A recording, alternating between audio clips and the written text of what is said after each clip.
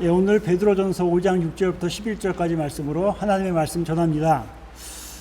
오늘 함께 예배드린 우리에게 공통된 이름이 있죠. 그리스도인이라는 이름입니다. 우리가 그리스도인이라는 이름으로 세상을 살 때 여러 가지 반응을 겪게 되죠. 지난주일 바울이 아테네에서 설교할 때 바울의 설교를 듣고 어떤 사람들은 졸업했고 어떤 사람들은 그냥 돌아갔고 그 중에 어떤 사람들은 믿고 이렇게 살았다 그랬습니다. 또 하나 반응이 있겠죠. 아주 괴롭히는, 박해하는 이런 반응을 받을 수가 있습니다. 이런 반응을 받을 때 우리 그리스도인들이 어떻게 세상을 살아갈까 참 문제가 되고 신경 쓰이는 여러 가지 일들입니다. 우리가 그리스도인이 된다는 것이 무엇입니까? 우리가 그리스도인이 된다는 것은 이전과는 다른 새로운 사람으로 세상을 사는 것이죠. 우리 죄 짊어지고 십자가에 못 박히신 예수님 앞에서 우리 자신의 죄된 모습을 깨닫고 회개함으로 죄사함의 은혜를 받고 그리고 이 은혜를 통해 우리가 바로 하나님의 자녀 그리스도인이 되는 거 아닙니까? 그리고 바로 부활하신 예수님을 따라서 죄에 대해 죽고 의에 대해 살아서 옛사람을 벗어던지고 새 사람으로 살아가는 것, 그것이 바로 그리스도인의 삶입니다. 이렇게 새 사람 되어 살아갈 때 우리 그리스도인들은 어떤 상황에서도 무엇을 누리죠? 참된 기쁨과 참된 평화를 누리게 되어 있습니다. 그런데 우리가 그리스도인이 되어 누리는 참된 기쁨과 평화는 우리의 세상살이가 항상 순조롭고 또 마음먹은 대로 술술 풀려나가는 것을 뜻하는 것만은 아니죠. 인생길에서 사실 우리가 누구나 장애물을 만나고 거친 파도를 헤쳐나가야 합니다.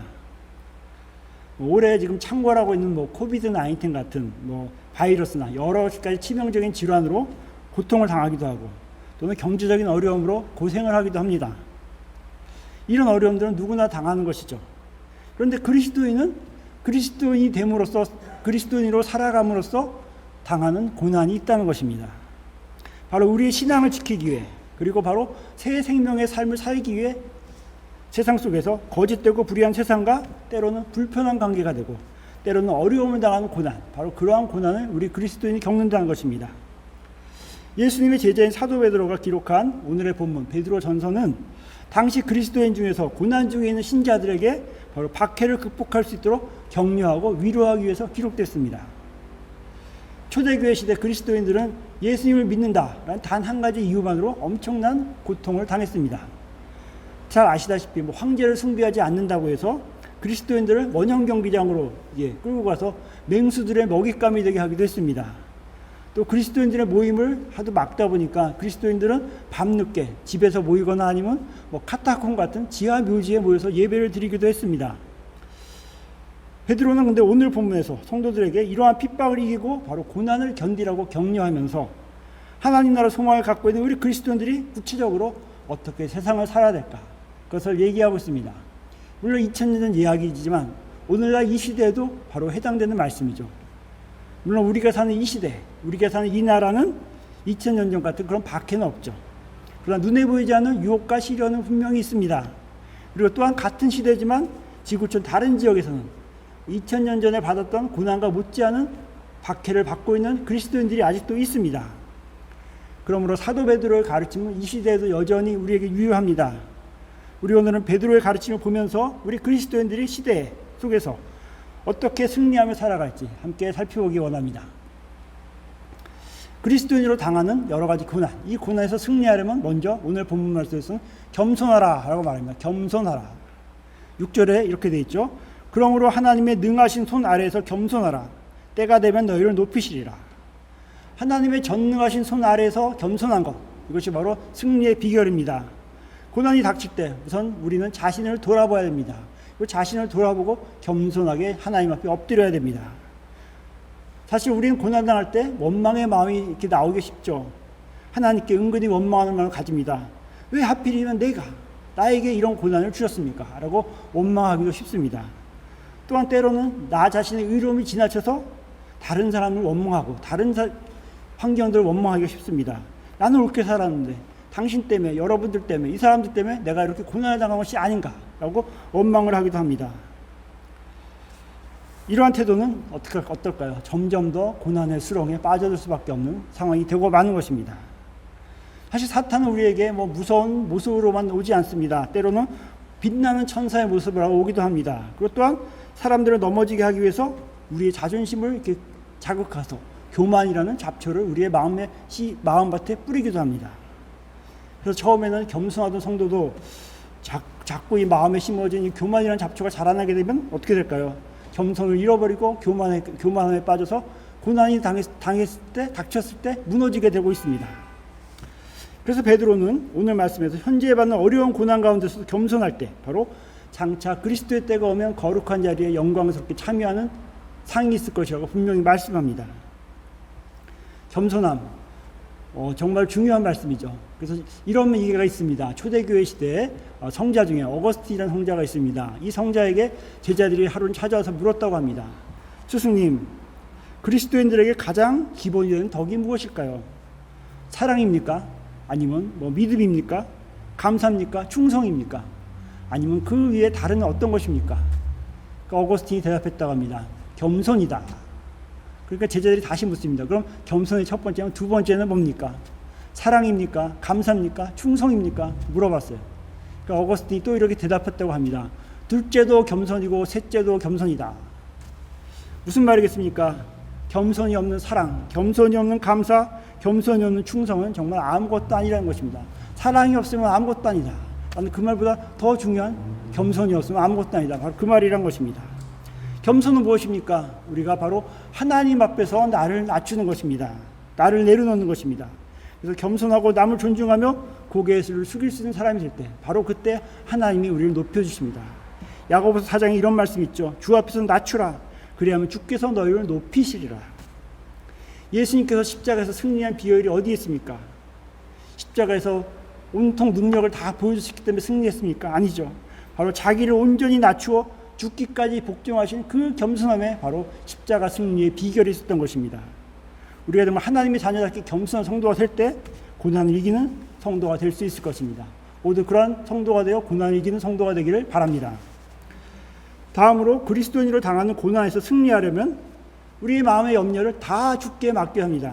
오늘 7절에 이렇게 되어 있죠. 너희 염려를 다 주께 맡기라. 이는 그가 너희를 돌보심이라. 우리 고난당할 때 우리는 사실 근심, 걱정, 염려에 사로잡히기 쉽습니다. 염려라는 말의 원뜻은 마음이 막 여러 갈래로 갈라지고 있다, 이런 것을 뜻한다 그래요. 우리 염려에 사로잡힌 우리 마음이 여러 갈래로 갈라지면서 어떻게 되겠습니까? 불안하고 또 복잡하고 참 그러한 상황이 되고 맙니다. 그런데 우리가 살아갈 때 분명히 교훈이 있죠. 염려함으로 이룰 수 있는 것이 없다는 겁니다. 예수님께서도 마태복음에 보면 이렇게 말씀하셨습니다. 너희 중에 누가 염려함으로 그 길을 한 자라도 더 할 수 있느냐? 염려함으로 이룰 수 있는 것은 없다는 것입니다. 또한 염려로 우리 마음이 가득 때 우리는 정말 열매 맺는 삶을 살 수 없다고 분명히 성경은 말하고 있습니다. 예수님께서 비유해서 이렇게 말했죠. 돌짝밭에 떨어진 씨가 자라다가 결실하지 못한 이유를 이렇게 말하죠. 세상에 염려가 들어와서 말씀을 막아 결실하지 못하게 됐다. 세상에 염려가 들어와서 하나님의 말씀을 막아서 결실하지 못하게 됐다라고 말하고 있는 것입니다. 이렇게 염려는 우리로 하여금 열매 맺는 삶을 살 수 없게 하고 또 우리로 하여금 이룰 수 없게 하고 있는 것입니다. 오늘날 우리에게도 염려와 두려움이 있을 겁니다. 그렇다면 그 염려와 불안감은 어떻게 해야 되겠습니까? 바로 하나님께 맡겨야 되겠죠. 모든 염려를 다 주께 맡기라. 오늘 본문이 말씀하고 있습니다. 그 염려와 불안감을 마음에 품고 있으면 잡초처럼 점점 자라나서 우리의 삶을 황폐하게 하고 말 것이기 때문입니다. 서구의 선교사님들이 한 100여 년 전에 한국에서 이제 선교할 때 있었던 일입니다. 어떤 선교사님이 차를 타고 시골길을 가고 있었습니다. 가다 보니까 한 노인분이 이만한 짐을 짊어지고 걸어가고 있었어요. 그래서 차를 세우고 그 노인을 태웠습니다. 그리고는 이제 목적지까지 가는데 가다가 그 옆을 보니까 그 노인이 여전히 그 짐을 이렇게 쥐고 앉아 있는 겁니다. 그래서 물어봤어요. 노인 양반, 이렇게 짐을 내려놓지 않고 여전히 짊어지고 있습니까? 자리에 편하게 계시죠? 그랬더니 그분이 이렇게 대답했다고 하죠. 예. 이 차를 얻어 타는 것도 참 감사하고 미안한 일인데 어떻게 우리 짐까지 신사해지겠습니까? 라고 했다고 하죠. 어떻습니까? 예. 하나님께서 우리의 염려를 일부만 맡는다고 하지 않으셨습니다. 전부 다 맡는다고 하셨습니다. 다 맡기라고 하셨습니다. 그리고 어떻게 했습니까? 하나님께서 친히 돌보시겠다고 분명히 말씀하셨습니다. 그러므로 염려와 두려움은 모두 맡겨야 합니다. 우리를 돌보시는 전능하신 하나님의 손에 걱정을 맡길 때 우리 인간은 정말로 진정한 평강과 자유함을 누릴 수가 있는 것입니다. 우리 삶에 있어서 고난으로 인해 염려할 수밖에 없는 상황이 있습니까? 주님께 다 맡기고 간절히 기도하기를 바랍니다. 주님의 신실하심과 보호하심, 전능하심을 믿고서 주님께 다 맡기기를 바랍니다. 빌립보서 4장에 바울은 이렇게 말했습니다. 아무것도 염려하지 말고 다만 모든 일에 기도와 간구로 너희 구할 것을 감사함으로 하나님께 아뢰라. 그리하면 모든 지각에 뛰어난 하나님의 평강이 그리스도 안에서 너희 마음과 생각을 지키시리라. 어떤 고난 속에서도 아무 염려하지 말고 모든 일에 감사함으로 하나님께 아뢰 때, 하나님께 맡길 때 바로 하나님의 평강이 우리의 마음과 생각과 모든 것을 온전히 지켜주실 것이라고 말씀하신 것입니다. 모든 것을 주님께 맡기시기 바랍니다. 주님은 우리의 짐을 대신 져주시고 우리와 함께 하시며 우리로 하여금 그 시험을 감당할 힘과 능력을 분명 주십니다. 하나님 앞에 순종하면서 자신의 삶을 감사함으로 기쁨으로 감당해서 영원한 상급을 받는 성도들이 다 되시기를 바랍니다. 다음으로 우리가 그리스도인으로서 당한 고난에서 승리하려면 깨어 믿음에 굳게 서서 마귀를 대적해야 합니다. 오늘 8절과 9절에 이렇게 되어 있죠. 근신하라 깨어라 너희 대적 마귀가 우는 사자같이 두루 다니며 삼킬 자를 찾나니 너희는 믿음을 굳건하게 하여 그를 대적하라. 예, 요즘 이제 바이러스가 참 문제인데요. 컴퓨터를 사용하신 분들도 바이러스 때문에 또 고생을 하는 경험이 있을 겁니다. 컴퓨터 바이러스에 감염되면 이때까지 잘 저장해 놨던 자료나 파일들이 어떻게 됩니까? 작동을 못하게 되죠. 그래서 낭패가 됩니다. 컴퓨터 백신으로 바이러스를 막거나 바이러스를 제거해야만 반드시 이길 수가 있는 것입니다. 근데 우리가 사탄을 바이러스에도 비교할 수 있는 것 같아요. 바이러스처럼 사탄은, 마귀는 우리의 인생에 자꾸 스며들어서 우리로 하여금 참 어려움에 처하게 합니다. 사탄의 목적은 뭡니까? 계속 이야기하는 건데 바로 우리와 하나님의 관계를 끊어버리는 것. 그것이 바로 사탄의 목적입니다. 바로 우리 그리스도인들을 넘어뜨리려고 유혹하면서 죄로 타락하도록 유도하는 것. 그것이 사탄의 목적이죠. 믿음을 빼앗아가려고 온갖 수단을 다 사용합니다. 그래서 때로는 마음의 교만에 잡초를 심어서 알곡이 되지 못하게 합니다. 또는 돌짝밭에 떨어진 씨앗처럼 사람들의 마음속에 염려와 근심을 심어주어서 열매를 맺지 못하게 합니다. 그래도 잘 안 될 때는 어떻게 할까요? 예, 박해를 합니다. 바로 고난을 준다는 것이죠. 가시덤불에 떨어진 씨앗같이 시련을 줍니다. 본문에서는 뭐라고 말하죠? 우는 사자같이 삼킬 자를 찾는다 라고 묘사합니다. 우는 사자. 예, 초대교회 시대에 그리스도인들이 때로는 원형 경기장에 끌려가서 굶주린 사자들의 먹잇감이 되기도 했습니다. 굶주려서 우는 사자 얼마나 무섭습니까? 정말로 그렇게 무섭게 찾아다닌다는 것입니다. 근데 그러나 우리 그리스도인들은 이런 우는 사자 같은 사탄에게도 결코 겁을 먹을 필요가 없고 걱정할 필요가 없고 어떠한 시련도 이길 수 있음을 오늘 본문에서 분명히 알려주고 있습니다. 그 이기는 방법을 알려주고 있었죠. 뭡니까? 먼저 깨어 근신하라는 겁니다. 깨어 근신하라. 근신하다라는 말은 술 취하지 않고 제정신을 차리고 있다 이런 말이 되겠죠. 우리가 보통 술이나 약에 취하면 어떻습니까? 예, 내 정신대로 내 사고대로 판단하고 살 수가 없죠. 예, 그래서 잘못된 판단, 잘못된 삶을 살게 됩니다. 근신한다는 것은 뭡니까? 맑은 정신으로 늘 나 자신을 살피고 경계를 게을리지 않고 분별하며 사는 그 삶을 말하고 있는 것입니다. 깨어 근신한 삶. 사실 마귀는 예수님도 시험했죠. 그리고 예수님도 십자가 고난을 겪었습니다. 그러나 끝까지 예수님은 하나님에 대한 믿음을 지키고 사람들에 대한 긍휼함을 버리지 않았죠. 그 비결이 어디 있었을까요? 예수님의 심령이 바로 늘 깨어 있었기 때문입니다. 늘 깨어 기도하셨고 늘 깨어 있었습니다. 바로 그 깨어 있음으로 인해서 사탄 마귀를 대적하고 이길 수 있었던 것입니다. 그러면 우리 성도들은 믿음 안에서 늘 근신하고 깨어 있을 때 세상에서는 여러 가지 사탄들의 시험을 이길 수가 있는 것입니다. 또한 마귀의 시련을 이기려면 다음으로 우리의 믿음을 바로 굳게 지켜야 한다는 겁니다. 바로 예수 그리스도를 정말로 의지해야 된다는 것이죠. 믿음은 바로 우리의 십자가 죽음에서 부활하사 우리를 죄악 가운데 구원하신 예수 그리스도를 전적으로 믿는 것입니다. 또는 암담한 현실에서 바로 믿음의 주여 온전케 하신 예수님을 바라보고 살아간다는 것이죠. 왜 그럴까요? 십자가에 달려 돌아가시고 부활하서 사탄의 마귀의 권세 사망 권세를 깨뜨리신 예수 그리스도를 의지하는 길만이 우리가 마귀를 대적해서 이길 수 있는 바로 그 길이기 때문입니다. 사도 바울은 이렇게 말했습니다. 만일 하나님이 우리를 위하시면 누가 우리를 대적하리요? 하나님이 우리를 위하시면 누가 우리를 대적하리요? 그랬습니다. 모든 성도는 이미 죄로부터 마귀의 세력부터 승리했다라고 분명히 알려주고 있는 것이죠. 또한 사도 요한은 요한일서에서 이렇게 말했습니다. 대저 하나님께로서 난 자마다 세상을 이기느니라. 세상을 이기면 이것이 곧 우리의 믿음이다. 하나님이 주신 믿음으로 우리가 세상을 이길 수 있다. 마귀를 대적해서 이길 수 있다는 것을 알려주고 있는 것입니다. 이렇게 우리가 믿음으로 깨어있음으로 마귀를 대적해서 승리하기를 바랍니다. 자, 우리가 이렇게 겸손하게 또 우리 염려를 다 맡기고 깨어 믿음으로 마귀에게 대적할 때 하나님의 은혜로 바로 우리를 승리하게 하시는 겁니다. 우리가 이길 수 있는 이유가 어디에 있습니까? 우리의 힘과 능력이 아니죠. 바로 우리를 일으켜 세워주시는 하나님이 계시기 때문입니다. 본문에서 사도 베드로는 하나님을 이렇게 말하죠. 모든 은혜의 하나님, 모든 은혜의 하나님. 바로 하나님 우리에게 모든 은혜의 하나님이 되신다는 것입니다. 그 은혜는 어떤 은혜입니까? 베드로는 이렇게 말하죠. 먼저 그 은혜는 우리를 그리스도 안에 불러주신 은혜라는 겁니다. 교회를 헬레아로 에클레시아라고 합니다. 에클레시아라는 뜻은 세상에서 불러내어 거룩하게 한 뿌리, 불러내서 거룩하게 한 뿌리가 교회라는 것이죠. 우리 그리스도인들.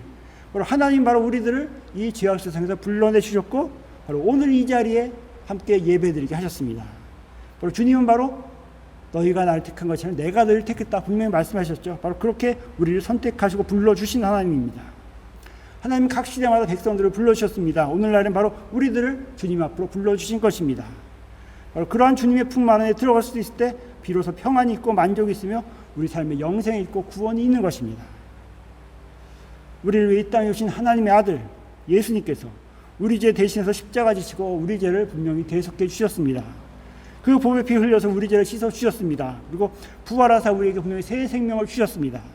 그 사실을 믿을 때 바로 그 사실을 믿고 그리스도 안에 들어가는 자마다 그 은총을 누리고 항상 승리한 삶을 살 수 있다는 것입니다.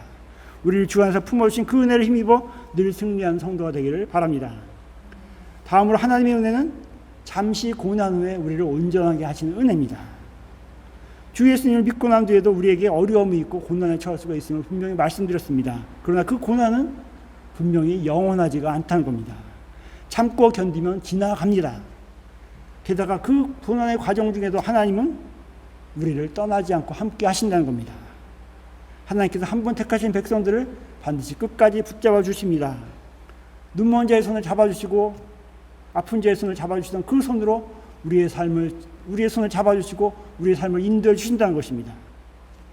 그러기에 우리들은 그리스도인들은 고난이 와도 두려워하지 않죠. 그 고난은 잠깐이며 바로 영원한 영광을 주님이 예비하시기 때문이죠. 또한 그 고난 뒤에는 반드시 승리를 주님께서 약속해 주셨기 때문입니다.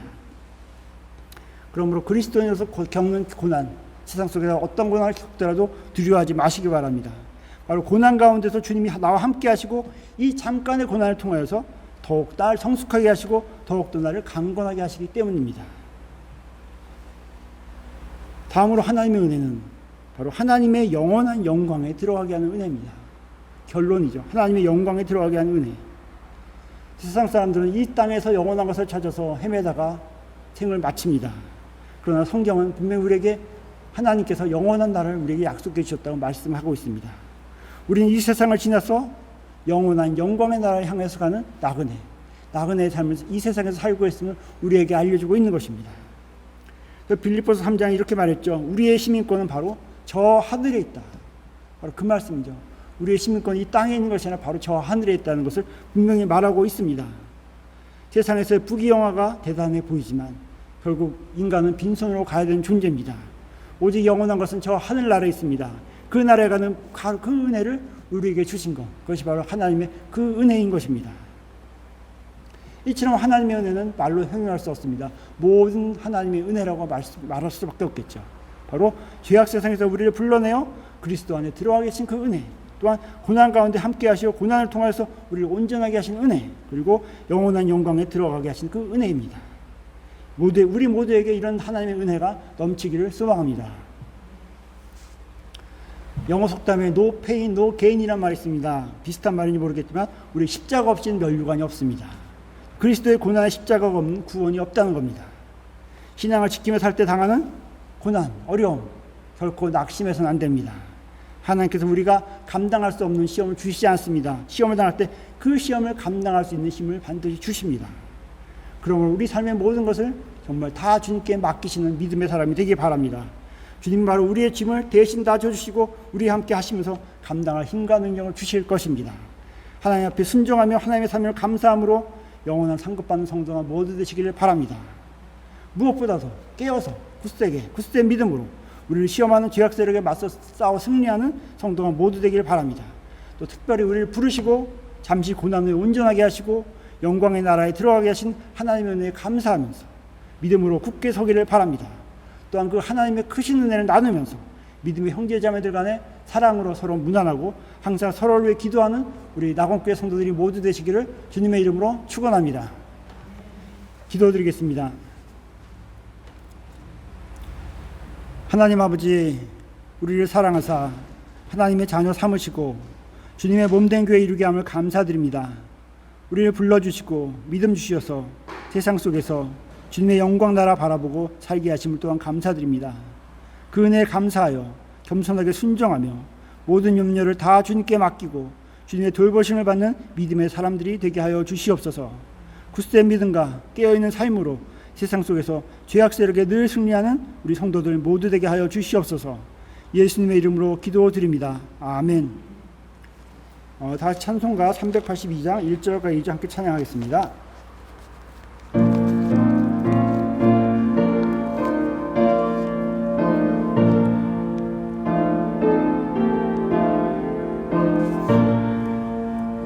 너 근심 걱정 말아라.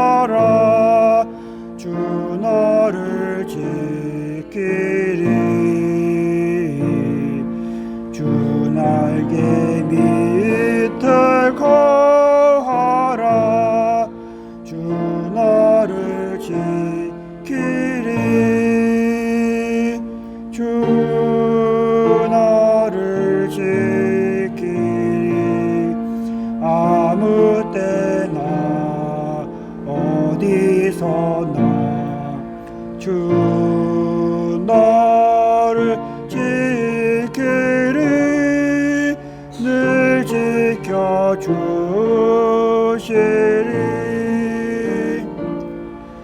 어려워 낙심될 때에 주 너를 지키리. 위험한 일을 당할 때 주 너를 지키리. 주 너를 지키리. 아무 때나 어디서나 주 너를 지키리. 늘 지켜주시리.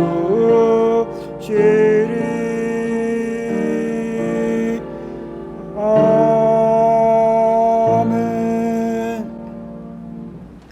다 같이 일어주십시오. 봉헌 기도드리겠습니다. 사랑과 은혜가 풍성하신 하나님 아버지, 우리에게 복음을 주셔서 성령 충만한 주님의 백성으로 삼으시고 주님의 평안을 누리며 세상을 살아가게 함을 감사드립니다. 이 시간 죄로 물들었던 우리의 옛사람을 예수 그리스도 보혈의 공로로 새 사람으로 변화시켜 주신 그 크신 은혜에 감사하면서 우리들이 가지고 있고 누리고 있는 모든 것이 주 하나님으로부터 왔음을 고백하면서 정성껏 예물을 드립니다. 11조와 감사헌금과 성경헌금과 주정헌금으로 우리들이 가진 것 중에서 구별하여 드리는 이 예물을 하나님께서 기쁘게 받아주시고 이 예물을 예수 그리스도가 머리 되시는 우리 낙원교회를 통하여서 선교와 구제와 교육과 봉사 등 하나님의 일에 귀하게 사용하여 주시옵소서. 하나님, 우리 마음의 중심을 보시오니 오늘 감사하는 마음으로 주님께 예물 드린 성도들의 삶에 감사할 일들이 더 많아지고 감사할 일들을 더 많이 발견하게 하옵시고 감사를 이웃과 나누는 축복의 통로가 되게 하여 주시옵소서. 마음으로 예물로 드린 성도에게도 동일한 은총 내려 주시옵소서. 예수님의 이름으로 감사하며 기도드립니다. 아멘. 다 같이 찬양곡 오직 믿음으로 함께 찬양하겠습니다.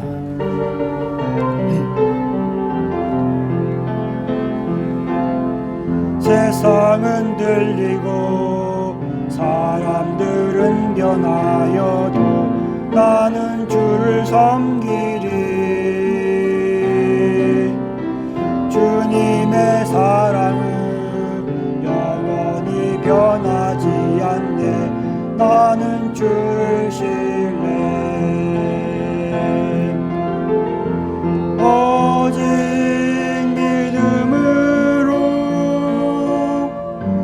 믿음으로 내가 살리라. 오직